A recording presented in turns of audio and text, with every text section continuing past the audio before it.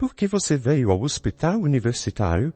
Você não pode estar falando sério ou pensar que o médico pode consertar ser ignorante e pobre. Marcos zombou, claramente se divertindo. Eu mal reagi, não impressionada com sua arrogância. Isso não é da sua conta, Marcos. Você sempre é tão distante, mas não importa o quão prestigiado seja o hospital, eles não podem curar ignorância ou pobreza.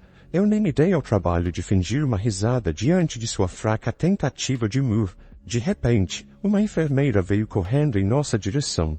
Ela olhou diretamente para mim, acenando urgentemente. Doutora, temos uma emergência. O paciente está inconsciente e em estado crítico. Por favor, venha rápido. Meu nome é Jéssica e eu sou a mais velha de 4 irmãos. Quando eu estava no ensino fundamental, nosso pai faleceu, deixando nossa mãe para nos criar sozinha. A dívida que ele deixou tornava quase impossível para ela sobreviver. Não importava o quanto trabalhasse. A seu pedido, abandonei o ensino médio para conseguir um emprego em uma fábrica nas proximidades, determinada a sustentar minha família para que meus irmãos pudessem seguir seus sonhos sem fardo da pressão financeira. Tudo mudou quando completei 18 anos. Após vários convites para jantar de meu supervisor, ele me perguntou se eu consideraria namorá-lo. Eu já havia desenvolvido sentimentos por ele, então concordei. Nosso relacionamento floresceu e, 2 anos depois, no meu 20º aniversário, ele me pediu em casamento. Eu disse sim e nos casamos. Seu nome era Marcos. Desde o início, fui honesta com Marcos sobre não ter terminado o ensino médio. Ele me garantiu: educação não importa quando você ama alguém. Ele sempre tentou criar um relacionamento baseado em honestidade e igualdade. Mesmo sendo alguns anos mais velho, ele nunca me tratou de forma condescendente e genuinamente me valorizava. Mas, com o tempo, isso parecia mudar. Sua atitude em relação a mim mudou, e ele começou a me olhar com desprezo. Você sequer percebe quem está sustentando seu estilo de vida? Você deveria ser mais grata, disse Marcos, com a voz carregada de irritação. As palavras de Marcos me fizeram estremecer. Quando nos casamos, deixei meu emprego na fábrica porque ele insistiu tanto que eu me tornasse dona de casa. Eu pretendia continuar trabalhando, mas ele me disse: eu quero que você cuide das tarefas domésticas, espere uma refeição quente e uma casa arrumada todos os dias. Apesar das minhas preocupações sobre enviar menos dinheiro para casa, eu não discuti sair do meu emprego. Agora, ele me vê como nada mais do que um fardo desempregado e inútil. Eu realmente quero trabalhar. Finalmente encontrei coragem para dizer, mas ele apenas riu de mim. Você realmente acha que alguma empresa contrataria uma desistente do ensino médio como você? Seu lugar é aqui, cuidando da nossa casa, respondeu friamente. As palavras dele mexeram comigo. Talvez largar meu emprego, como Marcos queria, tenha sido um erro. A mesada que ele me dá tem diminuído constantemente, e eu sei que, se reclamar da falta de dinheiro, ele provavelmente culpará minhas habilidades de orçamento. Então, eu fico em silêncio e cubro o déficit com as economias que venho cuidadosamente acumulando. Enquanto observava relaxar com uma bebida, a ideia de divórcio começou a surgir em minha mente. Eu ainda sou jovem. Poderia terminar esse casamento, recomeçar com outra pessoa e até ter filhos. Marcos provavelmente não percebeu a profundidade do meu sofrimento, assumindo que sou apenas uma mulher egoísta e superficial. Enquanto lutava com esses pensamentos e sentimentos frios, me vi presa em contemplação, as economias minguando, o crescente desprezo de Marcos e a atmosfera cada vez mais tensa entre nós. Determinada a mudar minha situação, tentei repetidamente iniciar uma conversa com Marcos. No entanto, ele sempre conseguia encontrar uma desculpa, alegando que estava cansado demais ou tinha outros planos, evitando qualquer discussão significativa. Para piorar as coisas, ele ainda me disse: eu não quero conversar com alguém com um nível educacional tão baixo. Eu estava no meu limite. Uma noite, depois de limpar a cozinha do jantar, finalmente decidi compartilhar minha decisão com ele. O próximo passo seria dizer que eu queria o divórcio. Com os lábios secos de nervosismo e reunindo cada grama de coragem, me aproximei dele enquanto ele estava absorto na TV. Ei, tem algo que preciso discutir.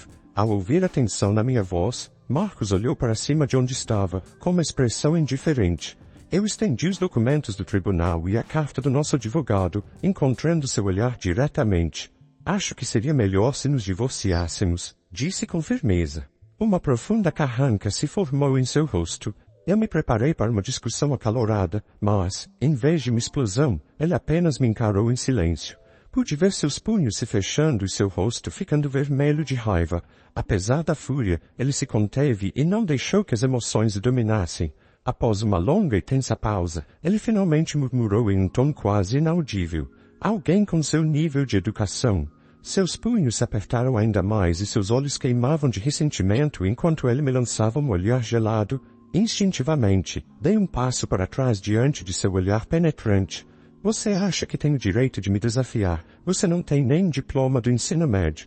Acha que pode sugerir o divórcio ao seu marido? Ele gritou, sua voz carregada de fúria, mas eu não tinha a menor intenção de recuar. Eu já tinha suportado muita dor por parte de Marcos. Lutando contra as lágrimas, mantive seu olhar firmemente. A intensidade do meu olhar parecia momentaneamente abalá-lo. Um lampejo de incerteza passou por seu rosto. Apertando os papéis do divórcio com força, mostrei-lhe meu celular, onde a tela exibia mensagens salvas entre ele e uma colega de trabalho. Evidências irrefutáveis de sua infidelidade. Parece que você está enchendo ela de presentes, mesmo quando não podia sustentar nossa casa. Se eu sou tão desnecessária para você, então vamos nos divorciar. Me liberte desta situação. Pela primeira vez, meu marido ficou sem palavras. Ele claramente não esperava que eu tivesse evidências de seu caso. Talvez ele pensasse que eu nunca descobriria. Embora ele tenha lutado para encontrar uma resposta, sua tentativa de esboçar um sorriso estava carregada de sarcasmo.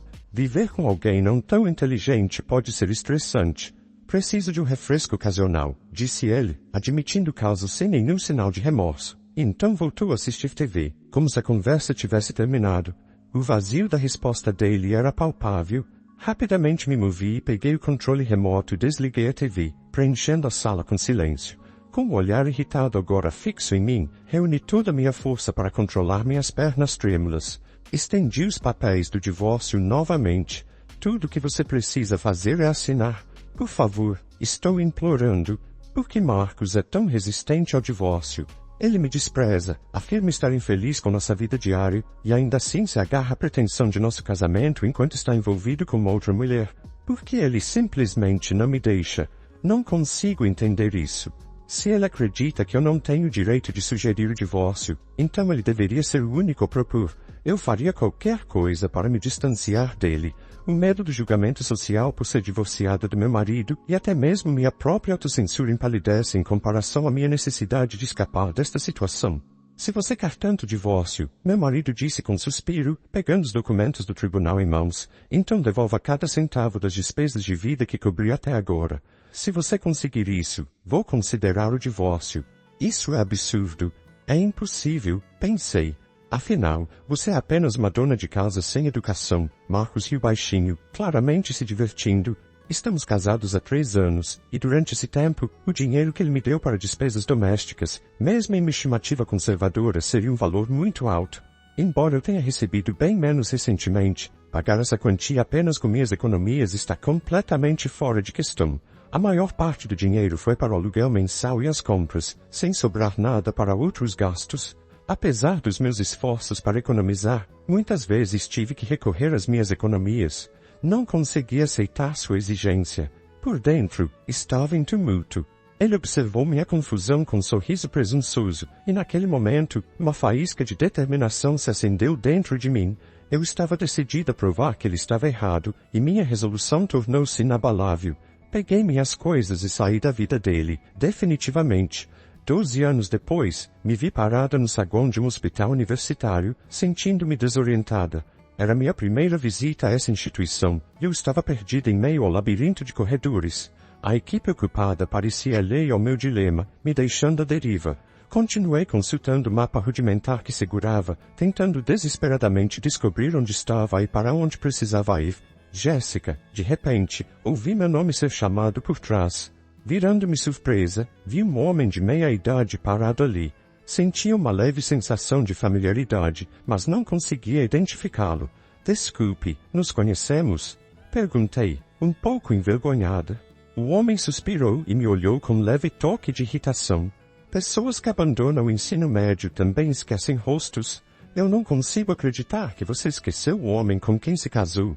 Enquanto estudava seu rosto com mais atenção, as memórias começaram a ressurgir, trazendo de volta seu familiar comportamento arrogante. Marcos, no momento em que disse seu nome, meu ex-marido se acomodou em uma cadeira no saguão, parecendo bastante satisfeito. O que você está fazendo aqui no hospital universitário? Marcos perguntou com um sorriso sarcástico. Você realmente acha que um médico pode consertar a falta de educação e a pobreza? Ele parecia bastante contente com suas próprias palavras e riu para si mesmo. Eu mantive a calma diante de seu desdém. Isso não é da sua conta, Marcos. Você sempre foi tão fria, ele continuou, com um sorriso desdenhoso. Não importa quão prestigioso seja este hospital, eu não acho que eles possam curar a falta de educação ou de dinheiro. Não consegui sequer forçar uma risada educada em sua tentativa de humor. Justo então, uma enfermeira veio correndo em nossa direção. Ela olhou para mim e acenou urgentemente. Doutora, temos um paciente em estado de emergência, inconsciente e em estado crítico. Por favor, venha imediatamente. Levantei-me imediatamente e aceitei um jaleco da enfermeira. Os olhos de Marcos se arregalaram de surpresa enquanto me observava. Sinto muito por isso, especialmente no seu primeiro dia aqui, disse a enfermeira com uma reverência. Não havia outros médicos disponíveis. Ela saiu rapidamente, deixando Marcos a me observar com um olhar perplexo. Eu não podia me permitir ser distraída por Marcos por mais tempo. Sem saber o que fazer com o folheto do hospital que segurava, eu entreguei a ele, vendo sua expressão de choque. Eu sou médica. Depois que o tratamento de emergência foi concluído, fui direto para a sala de consultas. Andar sozinha pelo hospital só me deixaria desorientada. Mesmo antes do meu horário de trabalho agendado, decidi começar meu trabalho no meu primeiro dia de transferência. Revisei o prontuário médico e fiquei surpresa ao entrar na sala. Lá estava Marcos sentado na cadeira de exame, com uma expressão que refletia meu próprio choque, os olhos arregalados de incredulidade. Segundo o prontuário, Marcos tinha problemas cardíacos e tinha sido encaminhado para este hospital universitário. Respirei fundo, recuperei o foco e prossegui com o exame. Marcos, claramente incomodado, não conseguiu esconder seu desagrado. Tem mais alguma coisa que você gostaria de perguntar? Perguntei ao terminar o exame. Então Marcos murmurou. Como alguém como você, uma desertora do ensino médio, se tornou médica? Uma enfermeira que trabalhava ao lado dele olhou para ele com surpresa. Não querendo desperdiçar o tempo da consulta, aproveitei o momento para refletir. Meu pai era médico, comecei, apenas para esclarecer que não abandonei o ensino médio por notas ruins. Memórias do meu pai começaram a inundar minha mente. Ele estava frequentemente ausente, preocupado com o trabalho, e a maior parte de seus ganhos ia para álcool e vida noturna, levando a uma dívida significativa. Apesar de seus defeitos, devo muito a ele.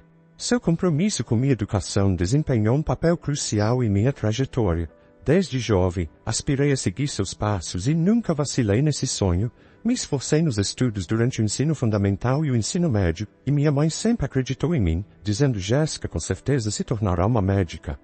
Após a morte do meu pai e a necessidade de começar a trabalhar logo após o ensino médio, minha jornada tomou um desvio, mas continuei aprendendo diligentemente.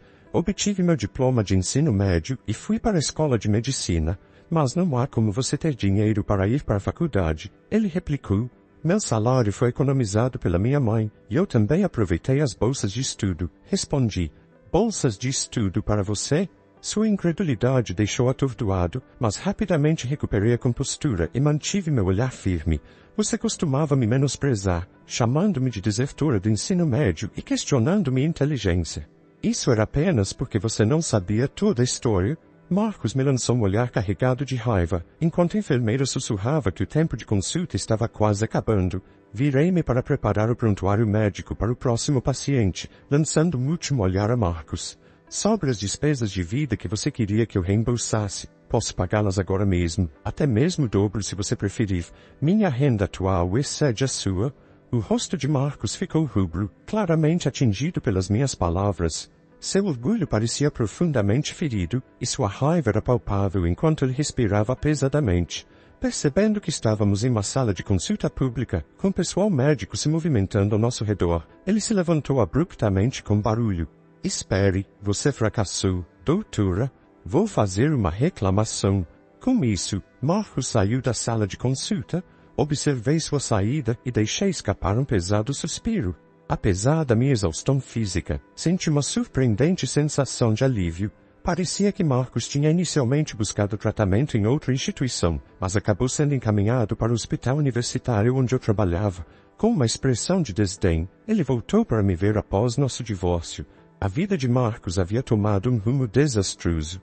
A colega de trabalho com quem ele teve um caso o havia rejeitado, e rumores sobre sua infidelidade e nosso rompimento haviam se espalhado por sua empresa, levando a sua demissão. O golpe em seu orgulho foi agravado por ter sido rejeitado por 2 mulheres. Seu consumo de álcool e cigarros aumentou, o que ele sugeriu descuidadamente que poderia ter contribuído para seus problemas cardíacos. Ele estava agendado para uma cirurgia importante em breve e, embora sentisse uma pontada de simpatia por ele, não consegui esquecer seu comportamento durante nosso casamento. Independentemente dos meus sentimentos pessoais, permaneci profissional e comprometida a lhe oferecer o melhor atendimento médico. Marcos ainda vem à minha clínica para exames regulares. Em um determinado momento, ele até perguntou se eu consideraria me casar com ele novamente, mas recusei educadamente. No momento, não tenho intenção de me casar novamente e estou contente vivendo com minha família na casa dos meus pais. Pode parecer pretensioso, mas sou bem vista como médica e ganho o suficiente para sustentar minha família. Meus dias são ocupados e gratificantes. Ocasionalmente olho para trás em nossa vida de casados com o sentimento de que tomei a decisão certa, na hora certa.